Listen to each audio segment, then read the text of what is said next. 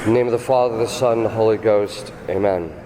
Direct, O Lord, all our actions by thy holy inspirations, and carry them on by thy gracious assistance, so that every prayer and work of ours may begin from thee and by thee. Be happily ended through Christ our Lord. O Mother most sorrowful, pray for us. In the name of the Father, Son, and Holy Spirit. Amen. The conference this morning is on, the title was the Virtue of Suffering, but we need to explain a few things, because technically speaking, the virtue isn't suffering. Suffering is the activity that gives you the virtue, which we'll talk about here in a minute. But I want to talk before that. Can we speak up a bit? Okay. I want to talk a little bit first about virtue. Because when we talk about the virtue of mortification, of which suffering is the act that we undergo in order to attain that virtue, we need to, the virtue is something that's key, because, sometimes we read about the lives of the saints, how there was great joy with them, even though their level of suffering was extreme. And I think to man after original sin, that seems a little irrational, that people would be happy even though they're suffering. At the fall, one of the reasons that we ended up with this horror of suffering, this fear of suffering, is because suffering itself causes kind of a pain and a dissonance, and we don't want to do that. But why don't we want to do that? Well, part of it has to do with the fact that some speculation is that when Eve looked at the fruit and was told that God is keeping something from you by not, the reason he doesn't want you eating this fruit is because then you'll actually know good from evil, you'll be like the gods. And so she looked at it, and some speculate that she didn't want to lose out or be separated from a possible good that she could have. And that fear of suffering that loss of something good is and Adam did the same thing, which is why we ended up with this horror of suffering. Some of it, I think, is just due to our general moral weakness after the fall. But this horror of suffering is a defect, and it can be perfected in the sense that we can overcome it. So back to virtue. Virtue is a good habit. It's a habit, which means that you have to develop it. You have to keep doing it over and over and over again in order to become very proficient in it. In the beginning stages, when we don't have a virtue, to perform the act of virtue is contrary to our disposition, and so it's painful and difficult. So to suffer well in the beginning is very difficult. You can do it through an act of the will, just saying, okay, I'm going to choose to do this. But in order to get to the point where you have the virtue of mortification, where you suffer well, you have to be doing it over and over and over again. In heaven, everybody is sanctified, and they all have sanctified perfection, which is excellence in grace. They have a lot of sanctifying grace, and the adornment of soul of all of the virtues. It's one of the reasons for purgatory. If you don't master that willingness to suffer in this life, your soul's not going to be pleasing to God unless it has that virtue. And so that's one of the reasons for purgatory, in addition to making up for the temporal punishment due to our sins. But that virtue in which you do it well, it's easy, because virtue makes doing the action easy. This is one of the reasons why we want to attain virtues in all the areas of our life, so that the moral life is easy. But it means even the area of suffering becomes easy. Not in the sense that you don't have the pain, but that it's easy to offer it up, it's easy to undergo it, it's easy to accept it. And that's what virtue does. A habit makes something easy. If you don't find it easy, it's a sign you don't have the virtue. The other aspect of virtue is, there's two things that Aristotle says about it. He says, virtue makes the person good morally. Why is that? Well, it's because the virtue in our faculties inclines our faculties to morally good things.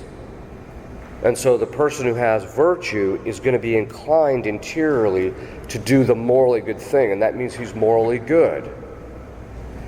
The second thing is, so it makes you good, and then he says it makes the action good. What does that mean? It perfects the action. Let's back up just a little bit. Most people have this idea, it started with Kant. Kant had this idea that the person who, the suffering is difficult, but he offers it up, is actually more meritorious than the person who does it easily. That is absolutely false. The fact of the matter is that when you do an action with virtue, it perfects the action so that there is a kind of an adornment of the action with it being done better than if I hadn't done it without it. Let me give you an example. Take not so much a virtue, but a set of habits that someone develops. Take a figure skater. If I put figure skates on, or put skates on, got out on the ice, it wouldn't be very pretty. All right. I mean, I might be able to kind of turn around like this, doing the things very slowly, etc., because I don't have the habits that go along with the person who's perfected the art. Whereas the person who's perfected the art, effortlessly, they can do things, they can move around. It's the exact same thing with virtue. Virtue makes it possible to engage in things that of themselves are very difficult, but with less effort. It makes it easier. And it also perfects the act so that, like the person who has perfected figure skating, when they do it, there's a beauty that's involved in the action that they're performing because of the fact that it's done so effortlessly, but it's also done with a certain kind of modesty or gesturing that makes it look like, there's a certain decorum to what they're doing. This is one of the reasons why virtue is called the beauty of the soul. In addition to sanctifying grace, it's called the beauty of the soul. And the reason it's called the beauty is because of the fact that beauty has a few attributes. One is that there's kind of a symmetry. So what this means is that in virtue there's a symmetry between the perfection in my faculties and the external execution of that action. It's done well. Not haphazardly, not done poorly, but it's done well. And so there's this symmetry between the virtue in my faculties and it's the exterior action which is done well. There's a certain completeness to the action when you have virtue because of the fact that there's not something missing from it. That lack of being able to do it easily, that means there's something missing. The other thing is that there's a certain kind of a clarity or a splendor about it. Somebody who does figure skating and has the art, there's a certain manifestation of its excellence in the process of that. That's what splendor is, a manifestation of an excellence. And so the person who has virtue, when they do it well, it manifests it, that perfection is manifested, that excellence is manifested well through their action. So there's a certain kind of a beauty to the person who has it. The other part of it is that not only is it beautiful to behold, that the person who does a virtuous action, but in point in fact, the person who has virtue gets a delight out of doing the action. Why? Because St. Thomas says that when we perform an action in congruity with our disposition, we get a certain delight.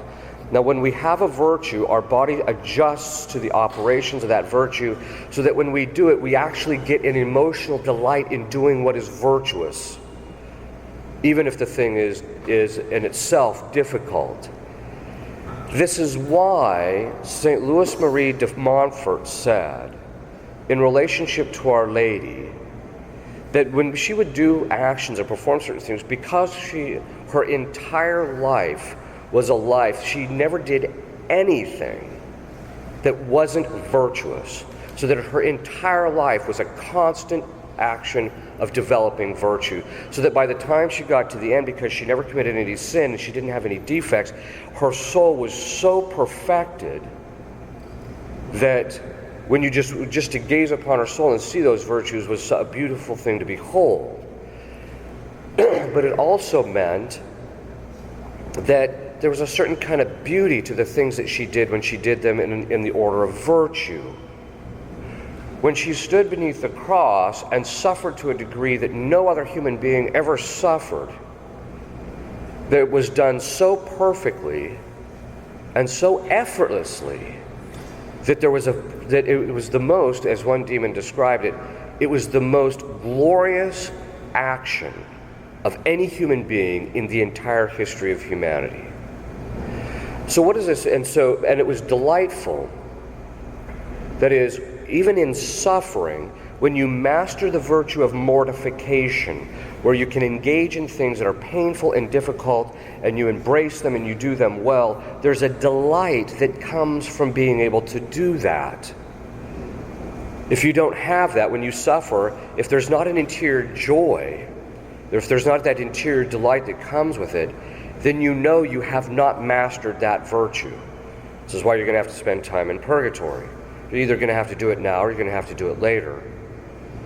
This is also why the saints say that it is a sign of favor from God to send you suffering, because He is trying to fashion the virtue in your soul, and that He's willing to send it. He doesn't do that with everybody. Why? Well, because some people, He doesn't send them suffering because of the fact that they end up not doing it well, and that they're just going to sin through it, and so He doesn't send it to them. So He sends it to a person in order to develop that virtue, to perfect it. Another thing that virtue does, and especially the virtue of mortification, is it purifies us. Why does it purify us? Well, what does it mean to make a thing pure? Well, let's back up. What does it mean that a thing isn't pure? It means that there is something present in the thing that doesn't belong there, that's bad. So a person who suffers from kind of an impurity of soul, here we're not talking about the sixth commandment, because there's three different kinds of purity. There's purity in relationship to the sixth commandment, which means externally you don't perform any actions contrary to chastity. The next level is purity of heart or mind. That's in relationship to the ninth commandment, which means you don't engage in any thoughts, or you always reject all the thoughts that have anything to do with in relationship to things that are contrary to chastity in thought and in affection. But the next level of purity the third level of purity is when a person never allows anything into their mind other than God. God is purity itself. And so the person who constantly focuses on God has that third level of purity. This is what Our Lady had perfect mastery of her entire life. Nothing in her life wasn't referential to her Son, that is, to God. Nothing. Or to God Himself. Okay. So how does it purify us? Well, suffering purifies us in this way.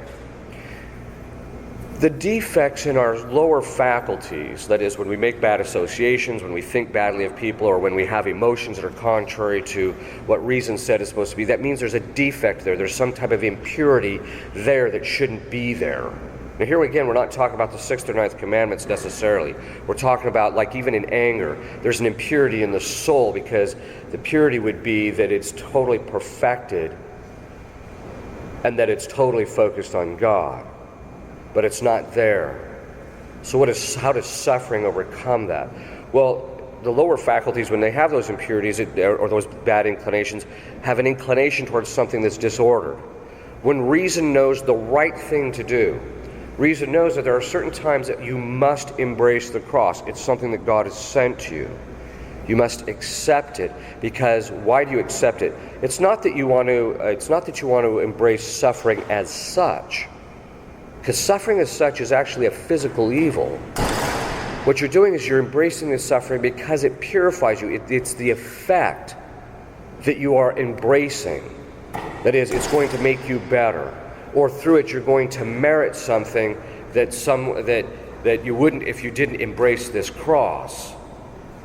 Now, merit is based upon our state of grace. You can't merit anything in the eyes of God without being in the state of grace. So if you have a lot of sanctifying grace and you have a lot of virtue, it means that your actions are more meritorious in the eyes of God. This is why St. Louis Marie de Montfort said that a single sigh from Our Lady is more meritorious than all the martyrdoms, all the good works, all the sufferings of all creatures combined. because of the perfection with which she would do that. Okay. So the suffering, so how does this purify it? It purifies us because reason, knowing the right thing, knowing the good, stays the course and continues to command the lower faculties, even though they're suffering and they don't want it because they have this aversion towards it, says, no, I'm going to embrace this. And as it embraces it, the lower faculties learn that the suffering is not to be avoided, that there's a good thing from it. So the first thing is on the side of the will. If you're going to master this virtue on the side of the will, you have to choose to embrace your cross, regardless of the suffering that is involved. Then, as you make that choice over and over again, your will starts to become strengthened, so you get less weak-willed. The lower faculties then are willing to embrace it, and over the course of time, as those faculties become trained, they start to fall into line, and then there's a certain joy that you take even in your lower faculties in relationship to the suffering. You actually develop the virtue of fortitude because you can embrace something that's hard and difficult. You know, part of courage and fortitude, there's a real misunderstanding about that out there. People think the person who's brave is, oh yes, I was really scared, but I did it anyway. That's not the person who's brave.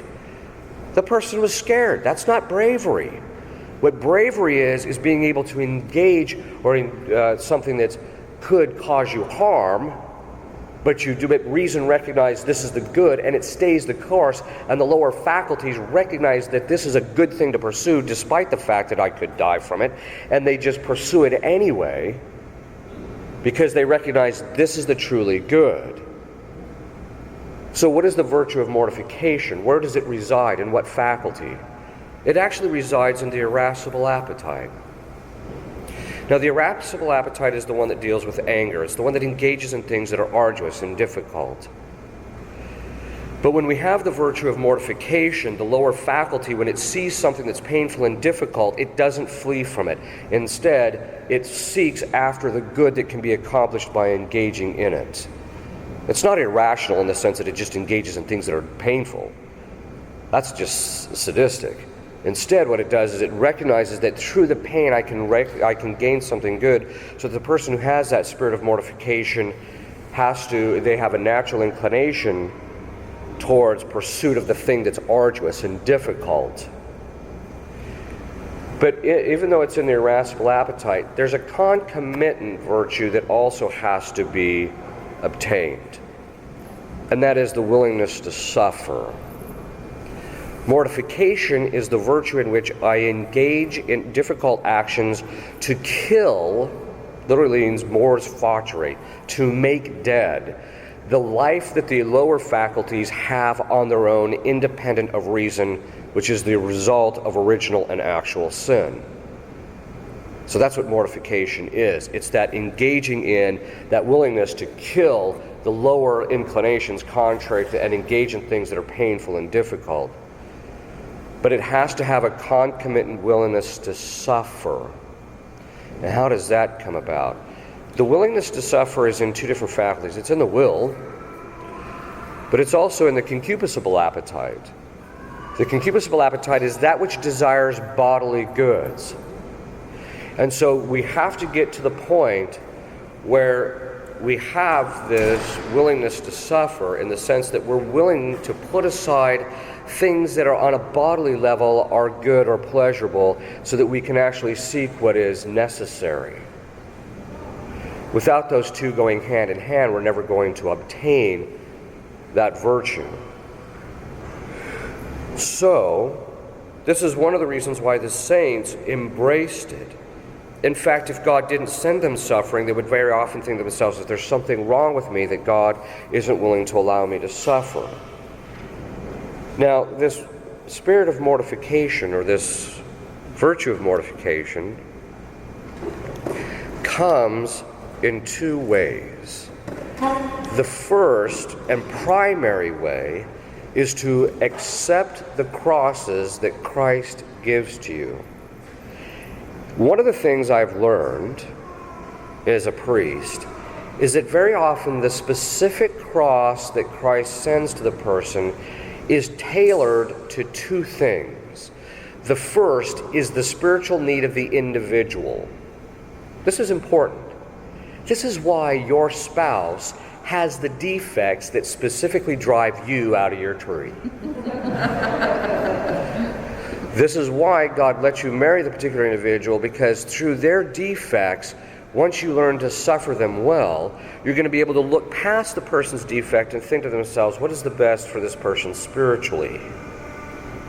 And if you have that, that's the sign that you've mastered that willingness to suffer, that you're willing to look past your own suffering and the defect that they have that's causing you that difficult to what's spiritually best for them and for you and everybody involved.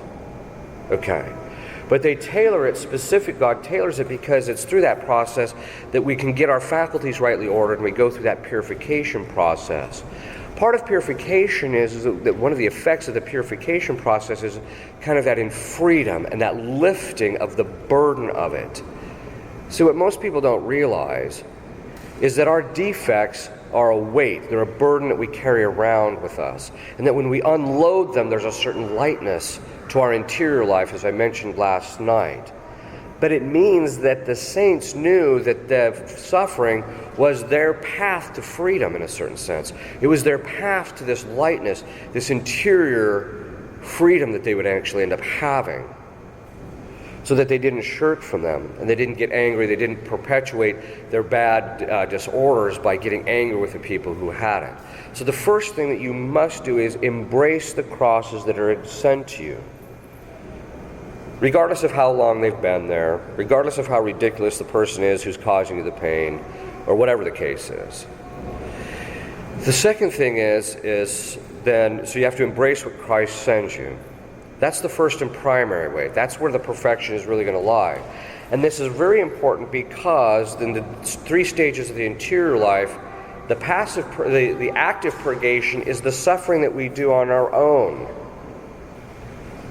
But once there comes a certain point that our sin and disorder is so deeply rooted in our souls, it's so deep that we are incapable of rooting it out on our own. We're capable of causing the damage.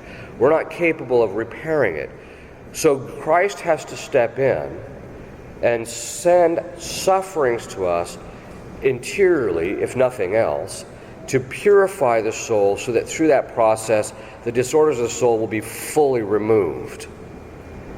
That means that you will never enter into the passive purgation until you have reached a certain level of mastery of the virtue of mortification. In other words, Christ doesn't take over until you have already mastered this on your own to the degree that you can. So, people wonder, well, I just don't understand why I'm not advancing in my spiritual life. It's easy. You just ask them, well, first of all, you're doing meditation, which is another matter. But are you embracing every cross that comes? No. Well, then you're never going to get to this passive purgation. The active purgation is when we engage in things that are painful and difficult on our own. And so the virtue of mortification is when we take on sufferings, we do specific things which we know will, and we tailor them to what we know as our defects. So, for example, if I have a problem with not having my concupiscible appetite under control in relationship to food, that every time I'm around food I'm eating too much, then what I need to do is I need to start fasting and doing abstinence so that I get that thing under control. Most people will tell me, I'll just say, well, you know, maybe you should take on some fasting. Well, I found fasting really difficult. Yeah, well, get in line. But that's not the issue. The issue is you need to start fasting, you need to start doing certain kinds of penance, abstinence, etc., staying away from those things that you like, so that you attain the virtue in relationship to them and you purify your soul. But you have to be willing to engage those things that are painful and difficult. This is true across the board in every single aspect of our spiritual life. There is no virtue that in the beginning stages isn't going to be painful to develop to some degree. And so you have to be willing to engage in that pain in order to attain it. But it also is true in relationship to the sanctification of our souls. If you embrace your cross and unite it to Christ's, And as a result, and if you're in the state of grace, you can actually merit an increase in the sanctifying grace in your soul. This is one of the reasons why the saints became very holy, because of the fact that they had a lot of sanctifying grace, and they had a lot of sanctifying grace because of the fact that they had performed these actions over and over and over again. Their suffering went on for long periods of time. You have to be willing to go the distance in all of this, which means you have to be willing to suffer for a long period of time. Sometimes people will tell me, Father, I can't do that. No, you can't really on your own. You can engage in certain things on your own and kind of master it to some degree, but in the end, the only way you're ever going to attain perfection in this area is by just cooperating with Christ, that when he sends you the suffering, he's going to give you the concomitant level of grace necessary in order to be able to do so. But you have to be willing to do so. Okay. Now, one of the things that is important for people to recognize is people will very often say, I don't understand how it is with God and the saints that, there's all these supernatural things occurring in their life and they become very, there's all this person is always acting according to charity and faith and this, that, and the other thing. St. Thomas says that when you're in the state of grace, and this is what the church teaches, when you're in the state of grace, God infuses in your soul all of the infused virtues. Not only do you have faith, hope, and charity, but you also have the infused virtues of fortitude, temperance, justice, and prudence. So people say, well, wait a minute, if I've got these virtues, how come I'm not very prudent? The answer is very simple. It's because, St. Thomas says, those virtues cannot be fully active when there's some impediment in the soul. There's some impediment in the faculty in which they are infused. So, for example, if you're in the habit of acting imprudently and stupidly, the infused virtue of prudence isn't going to be able to operate very well because of the fact that it's impeded by the defect of imprudence. How many times, you can just ask yourself this, have you known the better course or the right thing to do, but you chose the wrong thing? That means that you are imprudent every single time you do that. You are engendering the vice of imprudence. Every single time you sin, you are engendering the vice of imprudence. That means, which means that your lower faculties just aren't going to give you the right images in order for you to act prudently either. So when it comes time to perform the prudential thing to attain something supernatural, you're not going to be able to judge the right thing to do very well at all. In fact, you're going to be imprudent. This is one of the reasons why we need a director, a spiritual director. Now, I tell people, sometimes people come to me, would you be my spiritual director? I said, okay, I'll be your spiritual director if you do you have to do two things. Go home and stop venally sinning, and I want you doing 30 to 40 minutes a day of meditation. You get to that and I'll be your spiritual director, which means I never usually see 99% of them again. Because people have this idea that, the end of the spiritual life is getting to the point where you don't sin. No, that's the beginning. In fact, the active purgation, when you reach the last stages of active purgation, you've gotten to the point where you're not venially sinning pretty much anymore. It's then that Christ takes over. You can stop sinning through ordinary grace. It's not extraordinary. People think that never to sin is extraordinary. No, it's not. I mean, I know a woman who is possessed by Beelzebub who went 7 straight months. Now, we're talking the top dog. She's possessed by the top dog. She went 7 straight months without committing venial sin. 7 months. And then she floundered a little bit, but then she got back on her feet again. The point being is even under that kind of duress, with the grace of God, you can do it. So, what does this mean? It means so you've got these defects, you're not going to act prudently, you're not going to be just, you're not going to be temperate, etc. It means that if you're going to have the supernatural virtues of prudence, which has God as its object and helps me to know the right way to attain Him, do the right things to reach Him, which is the right end. If I'm ever going to attain that and be proficient in it, because sometimes you can ask a saint and they immediately see this is what you need to do. And they're like, how do you do that? Well, it's because these things are operative in them because of the fact that they've removed all their defects. You will never attain that without embracing suffering. Because it's through the suffering that those things are purified and removed from us. Our defects are removed, those impediments are removed from our faculties so that we can, in fact, act well. So, then, this means there's certain things that we have to be willing to do. Embrace any cross that comes. You have to start doing fasting, mortification, prayer. You have to be willing to pray. Pray is arduous. It's difficult. In the beginning stages, it's painful, quite frankly. And because you don't have the virtues that help you to pray well. You know, people say, I find I'm just distracted all over the place. Yeah, that's just a sign you don't have any virtue. So start working at doing it. And you're never going to get to that point where your distractions are completely gone, or for the most part gone, I should say, because in this life, because of the defects of our lower faculties, even once we reach perfection, the saints say that God will allow the lower faculties to kind of get their disorders now and then, not because that we haven't attained perfection, but He'll allow those inclinations from time to time so that we have to maintain our virtue by keeping them in check. Doesn't mean we don't have the virtue, it just means we have to do it, so that those lower faculties become perfected to a certain degree, but not absolutely perfect like they are in heaven. Okay. But we have to be willing to engage in those things that are difficult. So we have to be willing to pray. That just means that if your mind is all over the map, it means that you're engaging in things that keeps your mind, your lower faculties distracted, especially your imagination. So you're going to have to start working on that. And that comes through meditation specifically. In fact, St. Thomas Aquinas says, you cannot fully overcome any defect fully in any of your faculties without meditation.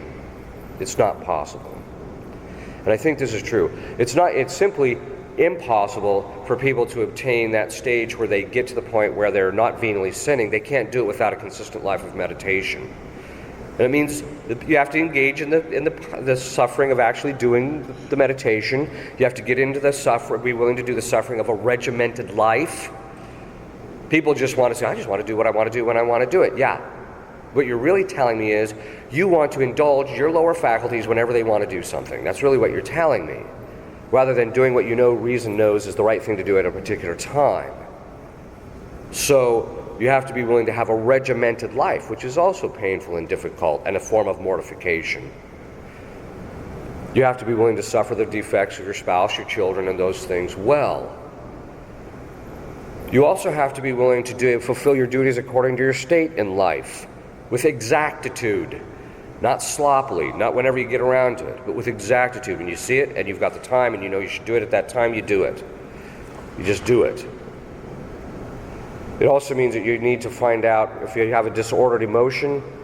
The disordered emotions just tell you what vice you have. That's all. That's why if you pay close attention, if you have any self-reflection, which is becoming less and less today, people are so focused on everything outside feeding their appetites that very few people have a real deep ability to self-reflect.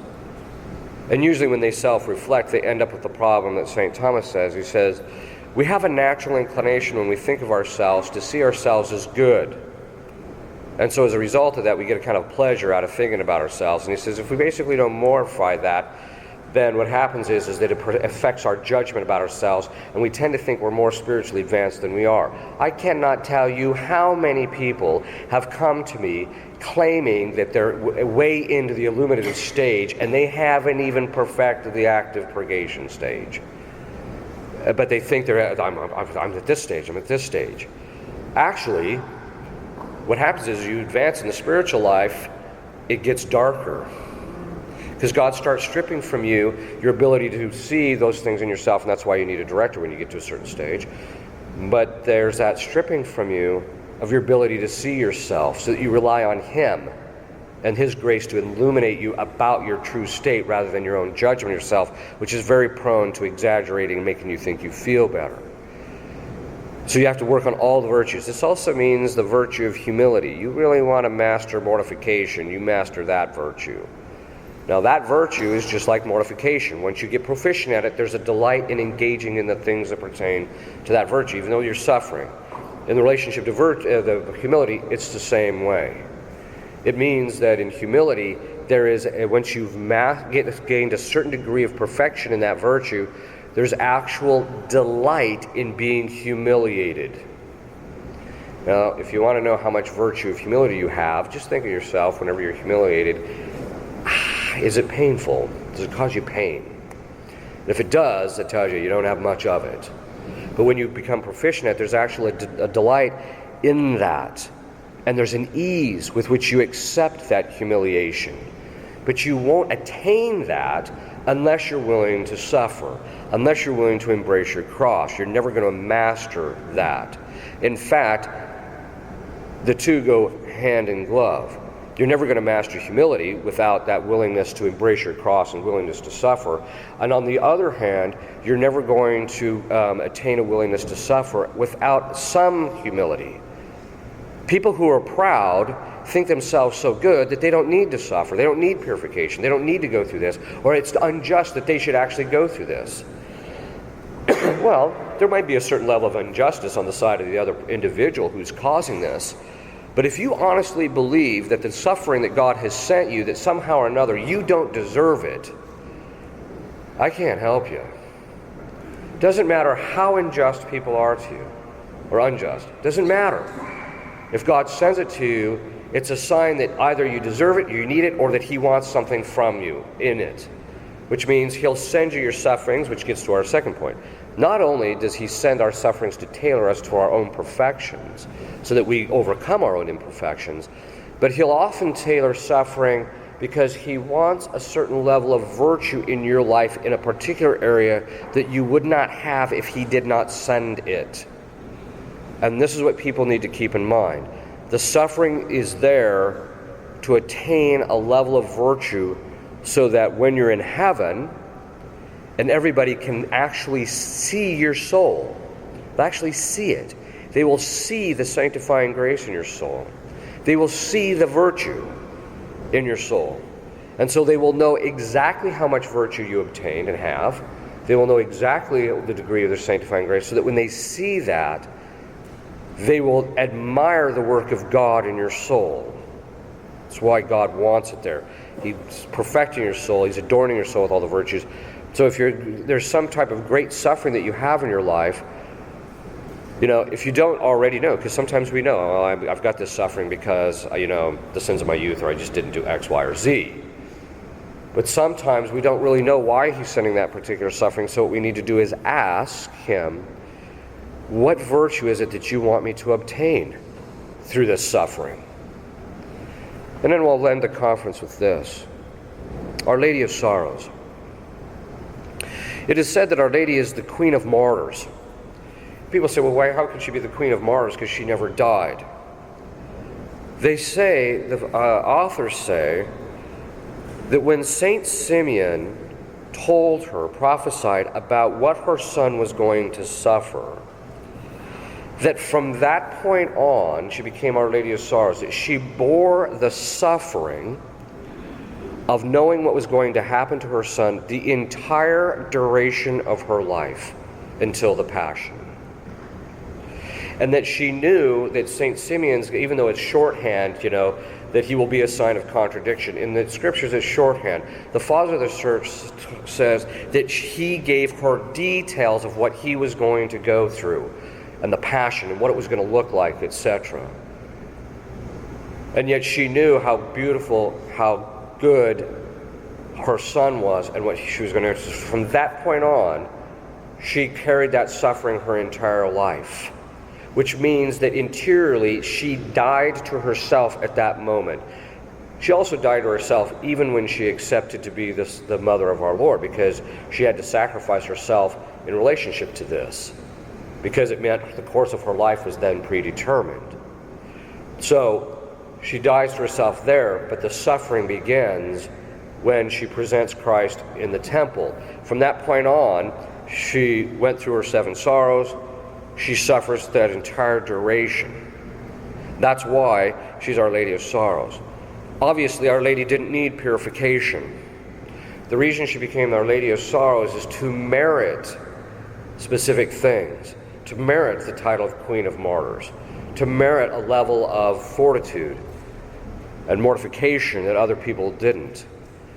She stood beneath the cross, and as a result of that, because she died with Christ interiorly, because she was so focused on him, she was completely lacked self-reference. She was so focused on him that her dying interior was complete when he died.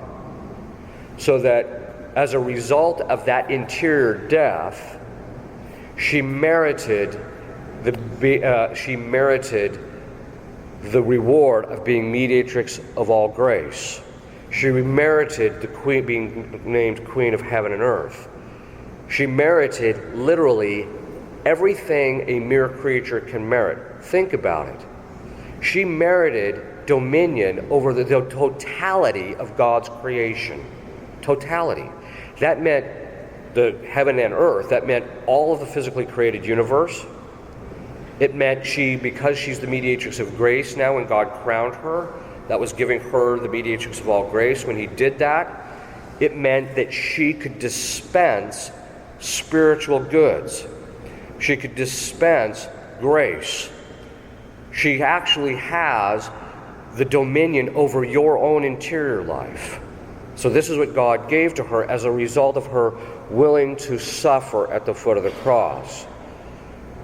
Every time we turn away suffering, we're basically rejecting that spiritual good that God wants to give to us, which makes us so much different from Our Lady, who embraced everything that God sent. So if you want to reach perfection, if you want to take joy in suffering, if you want to do this, you have to work on this virtue consistently in order to perfect it. Okay, the first question is, when interceding for someone who has mental illness mixed with possible oppression, besides staying in the state of grace and obedience to one's state in life, what is the most efficacious thing to do? Yes. So when interceding for someone who has mental illness mixed with possible oppression, besides staying in the state of grace and being obedient to state in life, what is the most efficacious thing to do? The most efficacious thing to do is to, at least that I've found, is to pray to Our Lady of Sorrows, specifically under that title, and ask her to reveal to you what is the source of the person's problems or difficulties, either to reveal it to you or to the other person, so that once you know precisely what the problem is, then you can tailor the prayers specifically for that. If you discover it's diabolic, then there's certain things you can do to get rid of them. If it's something there's some area of their spiritual life that needs shored up, you can start praying specifically for them for that virtue. You can develop more of that virtue on your own, offering that up for that person so that they are able to overcome the particular difficulties.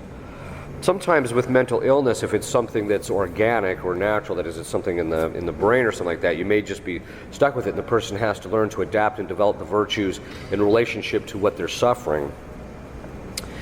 Can you speak on generational wounds? How does this occur and how are they healed? Can your parents' vices, issues leave you with spirits to battle?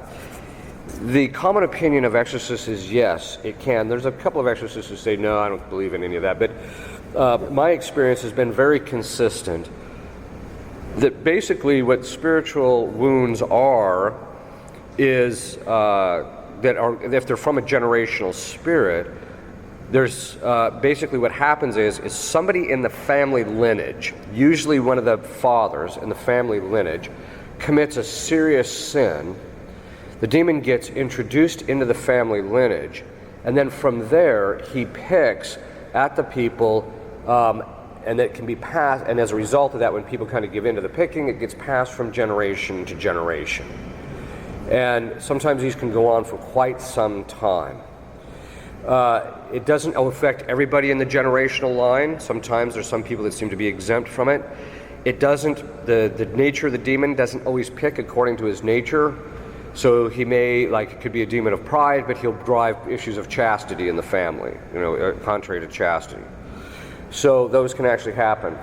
The demons can also, once they get their foot in the door, can drive people to commit sins that cause psychological and other wounds to people, to their family members, to the children, and things like that. then what happens is the demon can get their foot in the door into that person's life through that process, and then the demon can pick at the woundedness and drive the person to do those same things, ironically. So it can be passed generationally in that way. Sometimes he just gets into a person's life and drives them to do other things that just cause damage in other people's lives. The vices of parents are twofold. One, they can open up the door for demons getting in and affecting people, but they can also be just a thing that kids learn. Let me give you an example. If every time if one of the parents gets annoyed, they just blow their stack, what you're basically teaching the kid. Now the kid doesn't think to himself, oh, when this happens, I blow my stack. He's not thinking that. It's just part of our brain structure is automatically designed that when this happens, I associate this behavior, so that when the time comes, all that is brought up, and so the person will get the inclination to do those very same things. So the person, I call it implicit learning. The kid can just learn the behavior from the parents. So that can happen, but not always. Sometimes parents have hidden vices, like vices against chastity, and the next thing you know, some 9-year-old kid they're living externally, that things seem to be chaste, but the father, say for example, is doing really bad things like watching pornography on the internet or something like that, or engaging in really bizarre activities. The next thing you know, this kid is having that identical ideation from no external cause whatsoever. It's clearly diabolic. And so this is one of the reasons why it has to be. So how do you heal from that? Well, if it's psychological trauma and wounds, then you can listen to my conferences on wounds and healing. I kind of lay out this is what a wound is, and this is how you heal from it.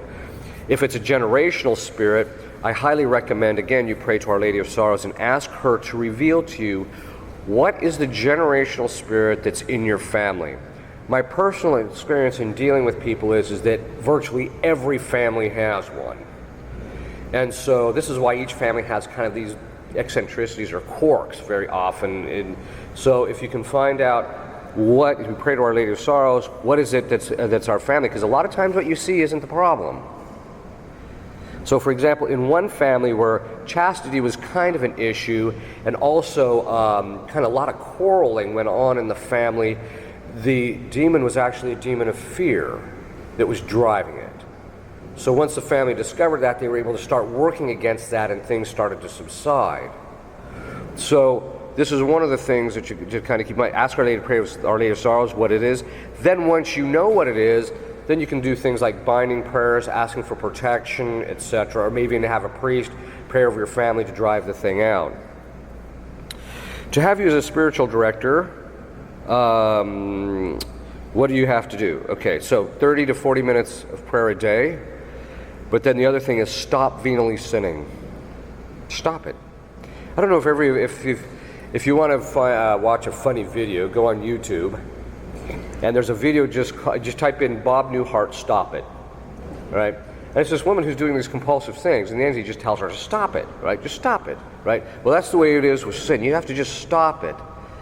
And that means, though, that you're gonna have to start doing other things. You have to make the choice, I'm going to just remove these sins from my life, I'm going to stop them. In fact, most people are recidivists. Now, a recidivist is someone who repents or goes to confession, but really has no intention of amending their life. And how do you know that? Well, most people go to confession and they'll confess venial sins, and each week it's the same thing over and over and over and over again. What that tells you is that even though they don't like the sins, they don't really have a purpose of amendment. If they really had a purpose of amendment, they'd think to themselves, I got to get this thing out. I'm going to take the means. I'm going to go ask Father, what do I got to do to get this thing out of my life? But they don't. That's why Teresa of Avila says, look, if you just removed one vice a year, or one sin a year out of your life, in a few years, you'd be practically sinless. But most people just don't do that. And that's because most people are spiritually slothful. So you have to remove the stop venally sinning. Part of the reason I put that as the criteria, because then I know they've reached probably the end of the active purgation, and so it's at that point where the spiritual life starts to become dark, and that's when they need the direction. Before then, they normally don't need the direction, and if they have some type of grave sin they're overcoming, then they just need advice once in a while, just not consistently. Is to take pain medicine for physical pain to reject the suffering we are sent. It depends on why you're taking it. If you're taking it because you like the way you feel from those drugs, that's a bit of a problem. But if you're taking it so that it can take the edge off of it so that you can fulfill other duties of your state in life, then there's nothing wrong with that. Sometimes the pain that people end up receiving on a physical level, especially towards, like, say, those later stages of cancer, certain kinds of cancer, can be excruciating. And the person, if the person has a certain level of virtue, they may be able to tolerate that in relationship to morally and not take the pain medication. But some people get so severe that basically they may have to take it. Sometimes, too, you can take it even in those particular cases, even if you did have the virtue, if it's the type of thing that taking the pain medication would take the edge off it so that you would have a greater ability to function so that you could pray more or do certain things, rather than just sit there in a kind of a painful stupor, so to speak. So I'm not saying that you should never take it. On the other hand, I'm a little nervous with people who, the minute they get a hangnail, they're running for the medicine cabinet. Right? There should be a certain willingness to suffer to some degree, and the only time you take it is when it's starting to impede your ability to do some of the higher virtues like prayer and things like that, or fulfill your duty as your state in life. What do you do if no priest wants to be your spiritual director? Maybe you need some self-examination. No, I'm just kidding.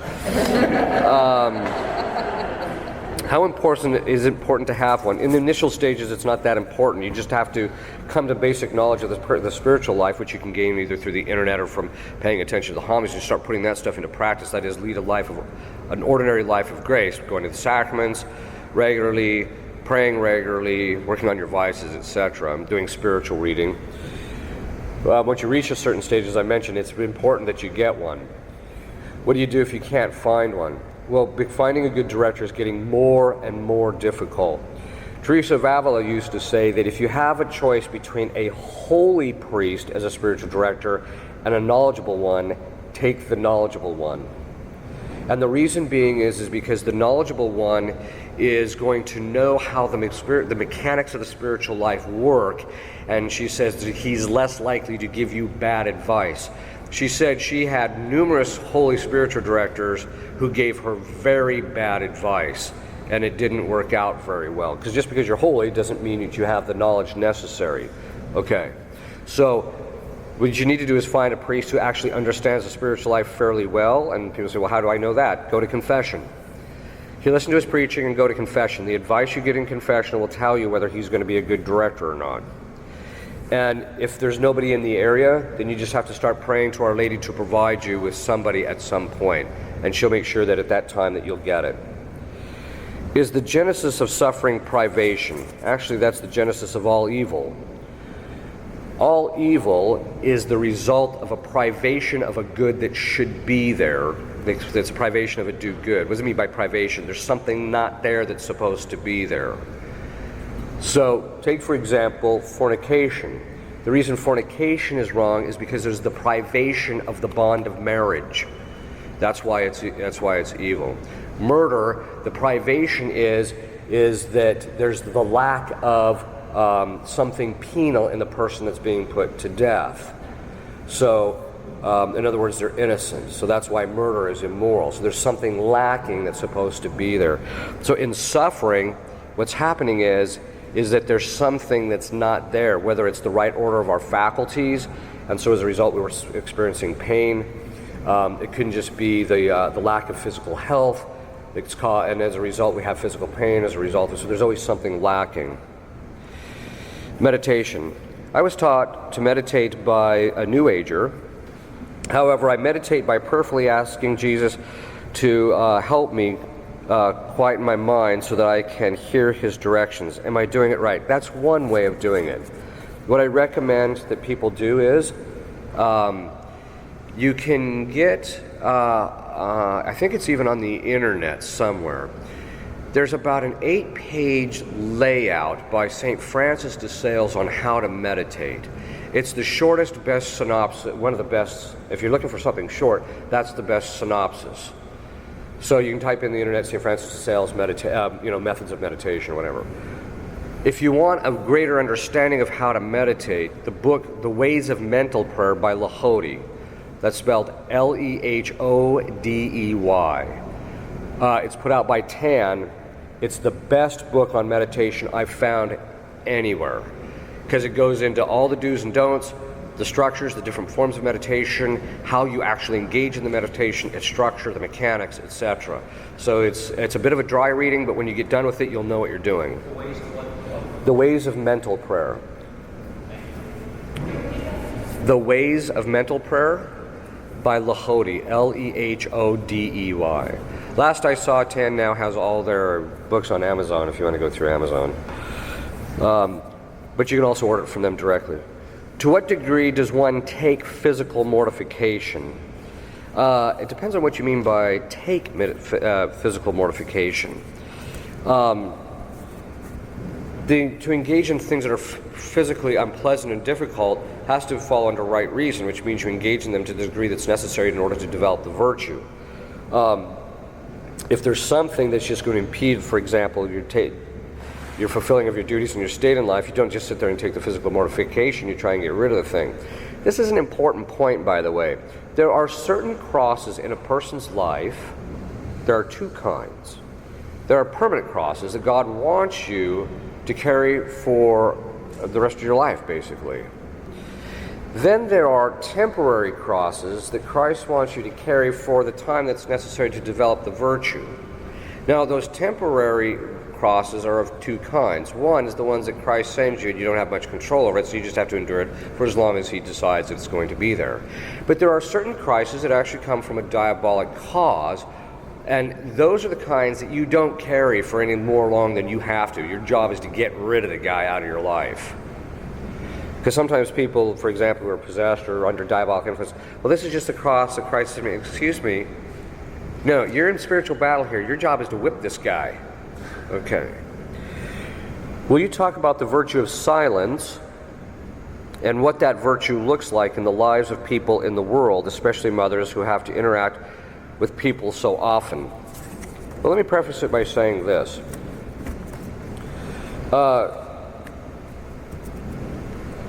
Through modern brain studies, what they've discovered is that the speech center in a woman's brain is 3 times the size of a man's.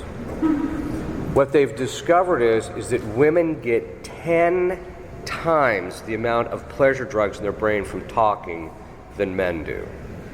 Okay, now, people say, well, that's not good. Actually, it is good. When it's done moderately. What does that mean? The reason that God put that in a woman's brain is because of the fact that they've discovered also through modern brain studies and through psychology, that if you don't talk consistently to children under the age of 5, over the course of time, it will cause physical brain damage. That God actually put that in a woman. It's a perfection that she put in her so that she will talk frequently and readily to the children to develop the speech in their centers in their own brains, etc. Okay. But that means, though, however, it's for your children, not your husband, okay, or other people. So it means it has to be moderated, and that virtue that moderates is the virtue of silence. And the virtue of silence means that you speak no more or no less than is necessary given the circumstances. So with your children, you speak with them regularly, etc. But when you're not, then you generally, the tendency should speak only when necessary. That's the general thing. Now, some saints will say that you have to stand before God and account for every syllable you speak. That's true in the sense that, not that if you talk a little bit too much that it's necessarily sinful, but it's not developing virtue. And so it's an imperfection. And so concretely that basically means that, when you get on the phone, you basically, if you need to arrange, because it's the soccer game is tomorrow, well then you call and say, what time is the soccer game, where is it at? Okay, thank you very much. And then you get off the phone. You don't sit there and spend 45 minutes talking about how bad the coach is. Okay. Hopefully there's nobody here coaching soccer. If the devil has dominion over the earth, isn't he the one sending us all our suffering, like concentration camps, when things are horrific? Then God sends us grace to and overcome them. God gives us grace to overcome. Does God give us grace to overcome evil? Okay. First, it's true that the devil is involved in a lot of the evil that is in the world, but not all. Some evil comes to us as a result of human beings' choices. Now, the demons might be, encourage them to do so, but some of them come from that. Some evils come from the hand of God in this sense. He will retract from, say, a person or a group of people or a nation a particular grace or benefit in order to chastise them or to gain greater virtue in them. This is what's coming down the pike. He's winding up to whop us. And the fact is that he's going to do it by retracting the benefits that we have, such as a good economy, plentiful foods, things like that. He's just going to retract it. Because all good, he has to be the cause of it. So that means that he can just retract it. So not all suffering comes directly from the devil. A lot of it does, but not all of it. Okay. Do you have any advice on how we can raise our children so that they have less fear of suffering? For example, I have heard some people argue that parents should not rely overmuch on punishments because they can inflame in our children a fear of suffering. Well, first let's address, there's two parts to that question I want to address. The first is, Dr. Spock does not trump God. Okay, now Dr. Spock came out with this idea, and other people did, came out with this guy that you should never use corporal punishment for your children.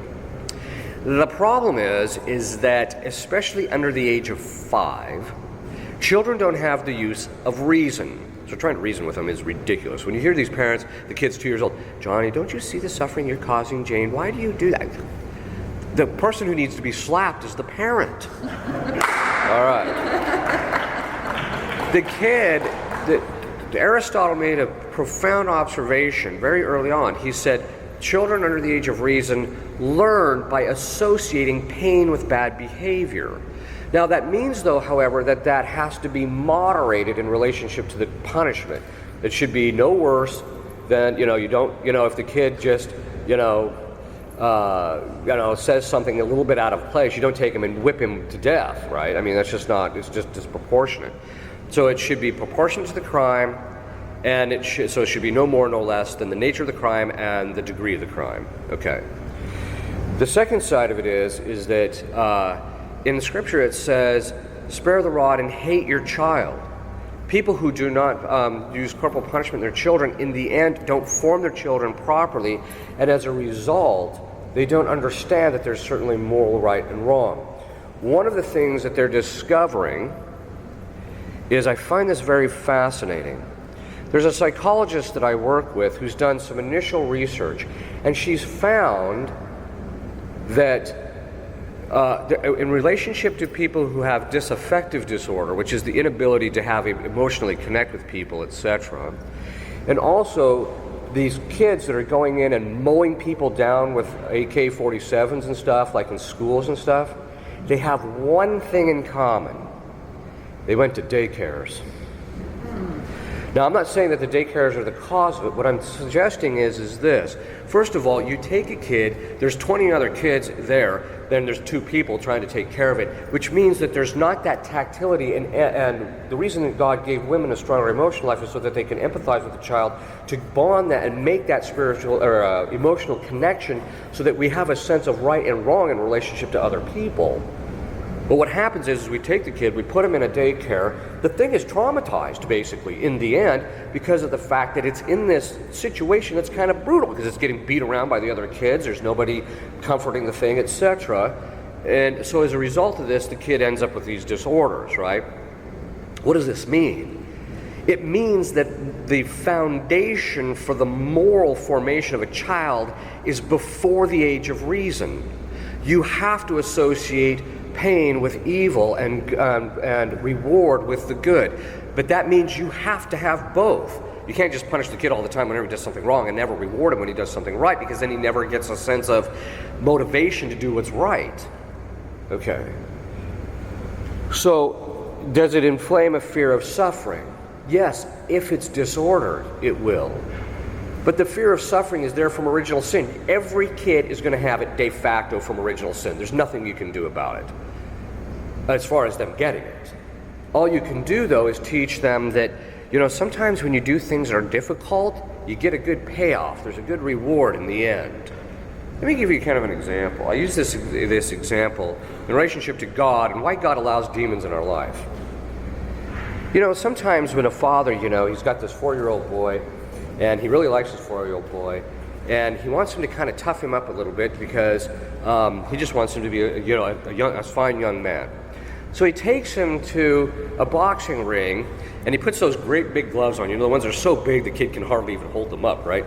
And he puts him in a boxing ring with another kid that might be a little bit bigger, right? And he says, okay, when you go in there, this is what you do. And he gives him a little coaching, and he says, when he goes, keep your hands up, and when he says, you hit him, right? Now, the reason he does that is so that the kid can take a little bit of a beating in the process, right? And the reason he allows the kid to take a little bit of a beating in the process is because he wants the child to learn that, look, I can take a bit of a beating and I'm okay at the end of it. The suffering isn't going to kill me. I don't have to avoid it. And at the same time, if he does it right, he might take the other kid out, and then he realizes the reward that sometimes to get the thing that is good, you have to be willing to suffer and engage in things that are painful and difficult to get there. So even when kids are small, having them do little things that might be difficult, but then rewarding them when they achieve it, they begin to realize, hey, I can do this. I can get a sense of, I can suffer and it's okay, it's not going to kill me. And so, and sometimes in the end, they're willing to kind of do those things. So the next thing you know, the kid's like, Dad, can we go back to the boxing ring? So obviously you don't want him in there too long because you don't want all the concussion issues that they get. All right. Would you give recommendations on how to discipline children considering their temperament, such as a choleric child? This is what I suggest you do. Buy my book on psychology. Because in there I talk about all the temperaments and how each temperament has to be motivated. And so there's some basics in there that you can read. By what principles should someone determine good children's literature? There are essentially two principles. The first is, as long as they don't teach anything contrary to Catholic teaching. So if there's anything in there contrary to Catholic teaching, you have to avoid it. Second, is it the type of literature that will benefit my specific child on an intellectual or on a developmental level? So it's not just, will it help him to read better, or will it help him to, it's also, is it contrary to that? Sometimes the good literature, too, is the ones that can do both, where they can engender a sense of morally right and wrong, etc., or the pursuit of virtues, or, sometimes I think, one of the great things about the Lord of the Rings trilogy, or a lot of Tolkien's works, is how engaging in the battle and the suffering, in the end, the triumph occurs. And so that's why we always have to fight evil when we come across it, to the degree that we can. How best would a wife respond to a husband who does not lead spiritually? Well, when you get married, in the past, they used to give a woman a rolling pin. And I'd say, just beat him over the head with a rolling pin. No. One of the things I would do is, I don't want to do this self-promotion, but I don't know of anywhere else to send them. One of the things you might do is have them listen to my conference on how to raise a man, because in there I talk about how, it's the husband's role to lead, and that he has to be willing to suffer in order to be able to do that. And that it's his job, it's his responsibility primarily to lead the family, since he's the head of the household, not just on a material or natural level, but even on a spiritual level. The other thing I would do is the wife is you have to start praying and suffering and giving, and so that he receives the grace. I'm offering it up so that he receives the grace to start leading spiritually. And the next one is you have to be willing to suffer this a little bit. Start saying binding prayers on any demon that's keeping him from rising to what he's supposed to be in relationship to that. A lot of times you start doing that, his head will clear a little bit and he'll stop being so worldly. Okay. Is acupuncture okay? Well, first let me ask, the second question is Pilates okay? My understanding from other exorcists, I haven't delved into the Pilates stuff too in depth, but they all pretty much say, no, you have to avoid it across the board. And I'm not sure why, because I haven't gotten any detailed information yet about it, but they all say, no, stay away from it. As for acupuncture, there's two kinds of acupuncture. There's one of the things is that they have discovered through scientific studies that acupuncture does actually have a foundation scientifically in being able to ameliorate pain or have certain effects.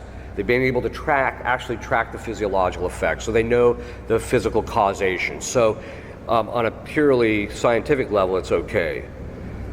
So I basically say then if you're going to have acupuncture, you need to make sure you know your practitioner. The practitioner has to be completely separated from the Eastern practices that go along with that.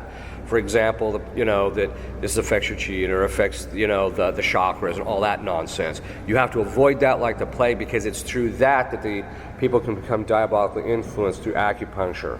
However, if they're doing it purely from a scientific point of view, and it's purely done like a physician, I know a good Catholic physician who does it, and he's completely divorced it from all of that.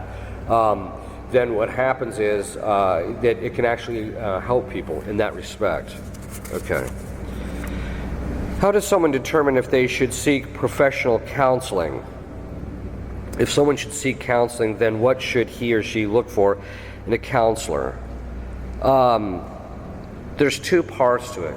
One is that you determine that your problem isn't a spiritual problem. If it's a spiritual problem because some of our psychological difficulties are the result of a spiritual problem, then you need to really see a good solid priest first, and then if that doesn't clear it up, then you can go see a professional counselor. In other words, if you determine that the problem is a strictly psychological problem, that's when you want to basically see a counselor. What you want to look for in a counselor is two things. One is that they're Catholic, and by Catholic I mean not in name and not in their own practice, but in the way they counsel people. It should be integrated into the counseling, and not just I'm a Catholic counselor, but then you get there and it's all Freudian, right? It shouldn't be that. The second thing is I highly recommend you look for someone who implements a Thomistic approach to it. In other words, they follow the principles and understanding of how we function psychologically from the way St. Thomas understood it. Because those are the guys that tend to have the highest degree of success. Okay. How would you advise introducing virtue to children at the initial emergence of reason? Or even things to emphasize in early childhood when impulses and emotions are not mediated by reason? Okay. The way you have to do that is children before the age of reason cannot develop virtue. And the reason they cannot develop virtue, St. Thomas says, is because virtue is voluntary. You have to have free will in order to do it. Children don't exactly have free will before the age of reason, because in order to make the choice, as I mentioned last night, you have to have use of reason. Reason has to present the will, its object, and they don't have that fully yet. So what you have to do is you have to, again, make these associations. They are trainable. As one woman who's a wife of a psychologist, she said, look, basically before the age of reason, your kid is an ape. Mm-hmm. Right? Okay. So basically what you have to do is the same way you would train an ape. All right? Not exactly, obviously. But the point is that you have to do that association with pain with bad things and pleasure with good things, or reward with good things. But part of the other thing is that children, even before the age of reason, are not that stupid. In other words, what you can do is you can teach them, if you keep doing this way, it gets easier. And then as you do it and it gets easier, then it's less difficult to obey mommy or things like that. In other words, get them into the habit of seeing that if they do something repeatedly, they get a better outcome and it becomes easier. So that's kind of the initial stage. And then as they start getting, once they kind of get into the habit of that, and then you train them to be temperate, like don't eat the cookie. Look, if you get into the habit of turning away from the cookie jar, it'll get easier, right? Just keep doing it, right? So as they begin to, and so as they, you can kind of keep encouraging them to do the same thing, and that's basically reinforcing the association that they actually have, so that when reason begins to kick in, then you can start talking to them about the individual virtues. Like, well, temperance is what we do when, we get into the habit, or we just repeatedly turn away from the candy. I mean, it doesn't mean from time to time we don't do it, but we just turn away from the candy so that it gets easier to do that, and you start engendering that in the children. And you also reward virtuous behavior, basically. Okay. What if we observe the suffering of a person on a long-term basis? For example, audio-visual harassment of a timid and disadvantaged person by a type of bully. Do we stand by and say nothing? Well, first thing is we have to be willing to suffer what that person is going through as well, just as Our Lady accepted the suffering of her son. So interiorly, there should be a certain level of attachment and willing to embrace that suffering if that's what, However, on the external level, we may have to intervene in order sometimes we may have to do something. I mean, physically remove the person from the situation or that is causing the problems or the damage. As far as saying something, there is the general principles of fraternal correction, which basically means one of the primary principles is, in saying something, will the person who's doing something bad take the correction? If they won't, you don't say anything. Because, as St. Thomas says, if you say something and it makes the situation worse, you become culpable for making it worse. Whereas if they'll take the correction, then you have an obligation to say something. So you have to be willing to suffer it. You also have to be willing to suffer the fact that you're probably going to get chaffed at from correcting people, but it should be governed by a reasonable judgment of whether the person will take the correction. When I suffer, or a family member suffers, I pray for God to help by removing the suffering. This, I guess, is wrong because I'm impeding the development of virtue for myself and for my relative or friend. Instead, should I be praying specifically for strength to deal with the suffering? Yes, what you should be praying for is asking Christ for the grace to accept the cross for as long as He chooses for you to accept it, and to gain the virtue out of it and the purification out of it, or the merit for other people out of it that He wants you to gain. Is saying the rosary enough for meditation? Well, the rosary is meditative, but it's not meditation as such. In other words, you're still doing the vocal prayers, you're saying something vocally, so in that level, it's a combination of meditation and vocal prayer. But meditation, the average person should, I think, the average layman should be doing at least 15 minutes of meditation a day, which means you put everything else aside and you just pick an object of meditation like our Lord's mercy or His perfection, His goodness, His piety, which means how good He takes care of us, and focus on that and how it applies to your life, etc. So it should be, and that should just be that straight meditation. How do you know if something is a duty versus an area of pride that you like? Can you be too exact? Okay, let's answer the first part of the question. How do you know something is a duty rather than an area of pride? Well, you have to first look at your state in life. What's your state in life? Are you a married woman? Well, then, you should keep a good house. I mean, things should be, generally speaking, try to keep it clean. Try and keep it well appointed and suitably decorated, etc. But the area of pride, how do you know that there's pride in it? If in looking at the thing, it's self-referential. And by that I mean that, when you do it well, you feel good about yourself and that you look at that thing and make you think that you're better than you actually are. Okay. Sometimes pride will, people will say, well, I have this talent. Yeah, you do. Everybody thinks, well, I got to find out what my talent is. Well, I'm sorry, but there are certain people who just don't have a lot of them, or none in some cases. I mean, maybe what God wants them to do is just to develop the virtue of humility. So, and I think that doesn't mean that God doesn't give us individual perfections, etc., but it just means that a lot of times people tend to take pride in what they think they're good at when in point in fact they're not that good at it.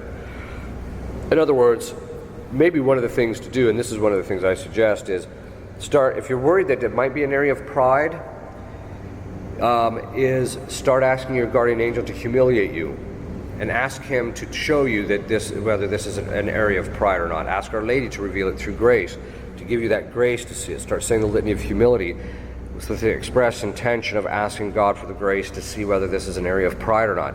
Because generally speaking, pride is very blinding, and we can't really see it without grace, as a general rule.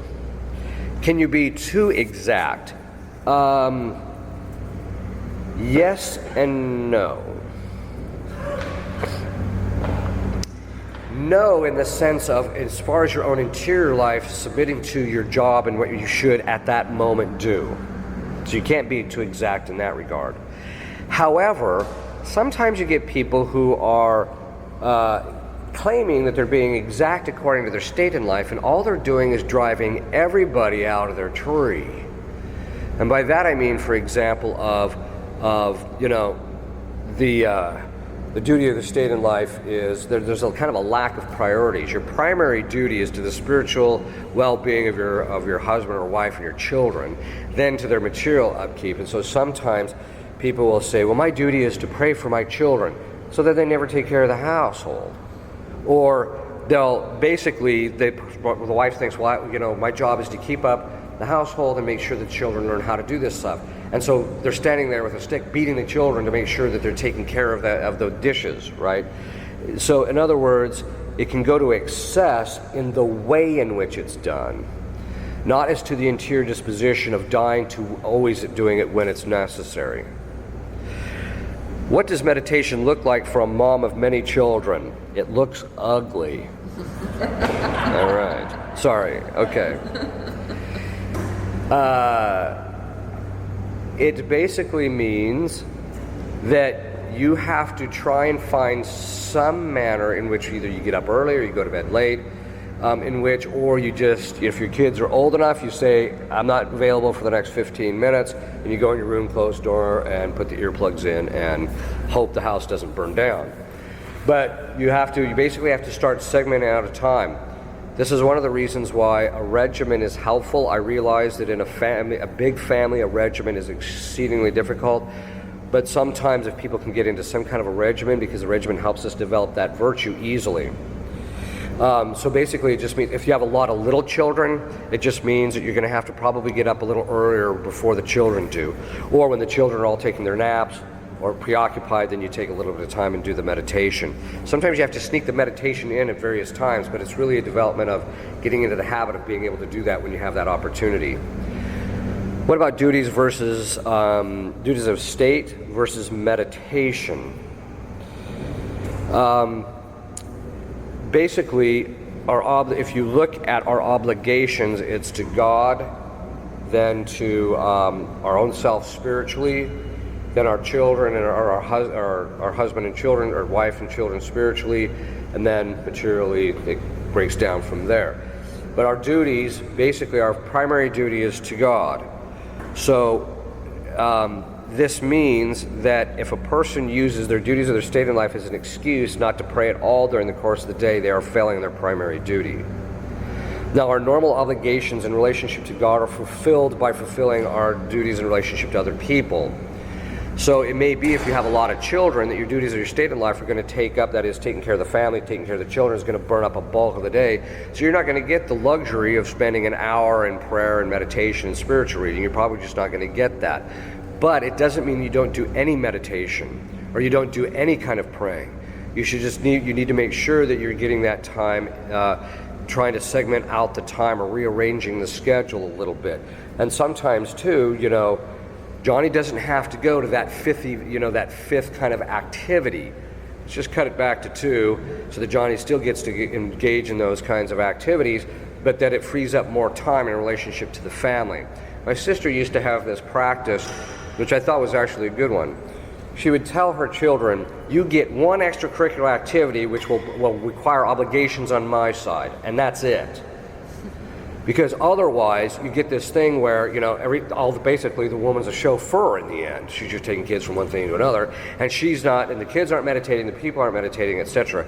The other thing is, too, is if you're teaching your kids to pray regularly, you're going to be getting your prayer in. If you teach them to meditate, you can start meditate when they meditate, too.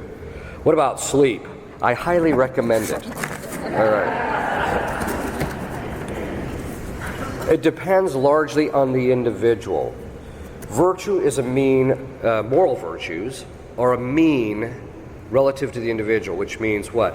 That they're somewhere in the middle between excess and defect, but where that middle line is depends on the particular individual.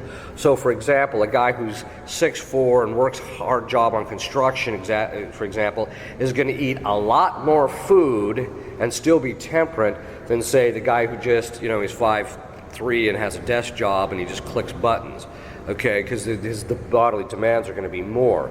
The same thing is actually true in relationship to sleep. I know a priest, he can go 6 hours without, or he can get 4 hours of sleep a night and he's perfectly fine, right? Other people, if they don't get their 7 or 8 hours of sleep, they're a bit of a mess, right? So as far as cutting back on the sleep, you just have to make sure, is the cutting back on the sleep detracting from my virtue? Is it making it much more difficult or significantly more difficult to teach to treat the children well, or my husband well, or my wife well, or what have you, if it's detracting from that? If it's not, if you can cut out about 15 minutes of sleep or get up 15 minutes early to do your meditation, then you should do so. But your body will tell you, and how you react will tell you whether you're cutting too much back on the sleep. And the same thing applies to fasting. If you're fasting too much, your body will let you know. So, okay. Any other questions? Yes. Yes.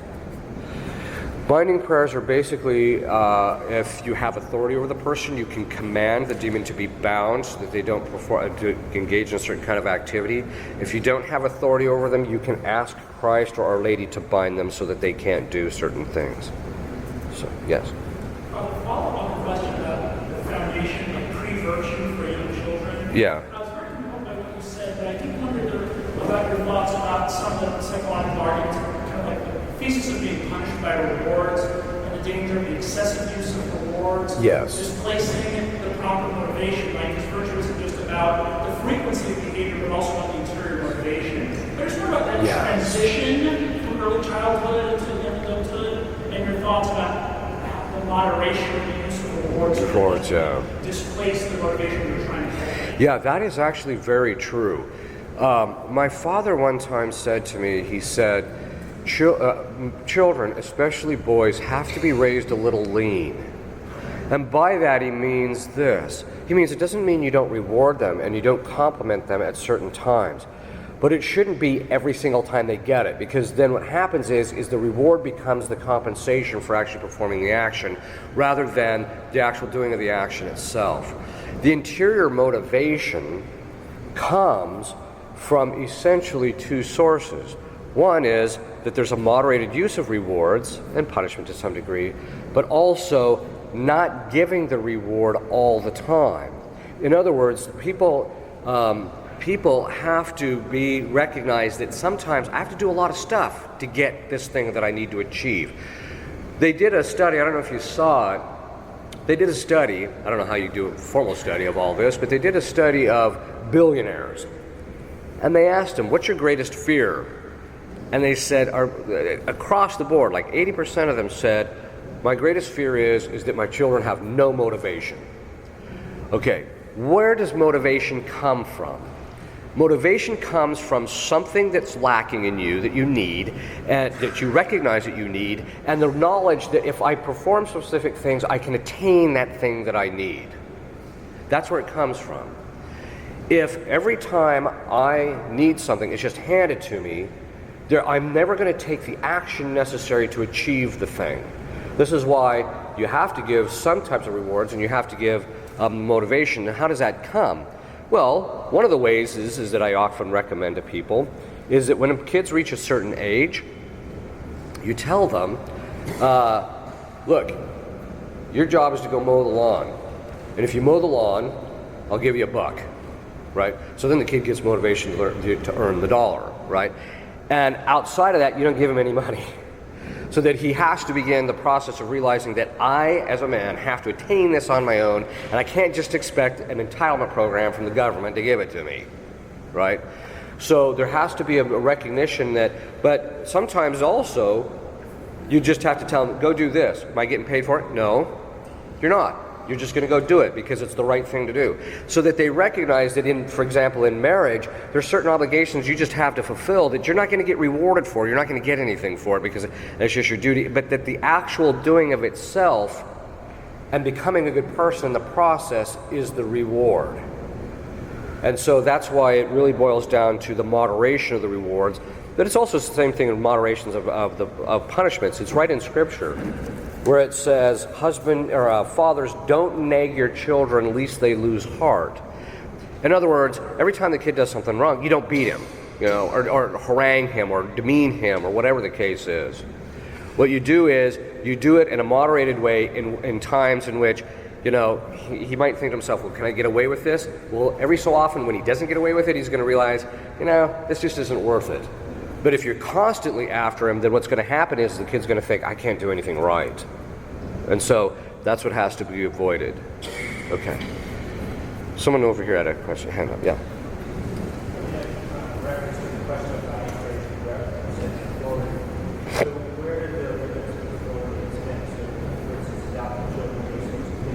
Yes. Yeah, okay, so the authority is, so what are the limits of the authority? What are the boundaries and who you have authority over? It's pretty straightforward. It depends upon primarily what's called an office. So, for example, a husband, because of his office of husband, has authority over his wife because of the fact that he is her head. The wife doesn't have authority over her husband in the spiritual sense, but she does have authority over his body. Now, what does that mean? When you get married, I mentioned this, I think marriage is an exchange of bodily rights in which you give rights of your body over to the other person. So she can do binding prayers for you based upon that right. The husband and the wife as mother has the office over her children, so she can do binding prayers over her children. It is the common consensus, and it seems to bear out in my own experience, that you have, once your children are adopted, before then you don't, but once they're adopted, you have dominion over them or authority over them, and so as a result you can bind them. The jury is out about grandparents, because it's once removed and the parents have the direct right and the grandparents don't necessarily. The general consensus is that they don't. Siblings, do they have authority over each other? Not unless it's delegated by the parents. However, it seems to be the one case where people can say binding prayers for their other siblings and they don't get retaliated against. So, and kids, and for the same reason, can kind of do it for the parents. We think that it basically comes from the obligations of the fourth commandment. We think that's why they're protected. So, but outside of that context, they don't necessarily have authority. Superiors in a religious order have it over the people, bishops over their priests, etc. Priests can say binding prayers for anybody because they have spiritual authority over all people by virtue of their priesthood. And so you just have to kind of look to make sure that you have that authority. The only exceptions, as I mentioned, are children and siblings. For some reason or other, we think it's connected to the fourth commandment, but they have the ability to say the binding prayers and still be spiritually protected. If you start saying binding prayers for people you don't have authority over, you're going to get taken to the woodshed. Yeah. Oops.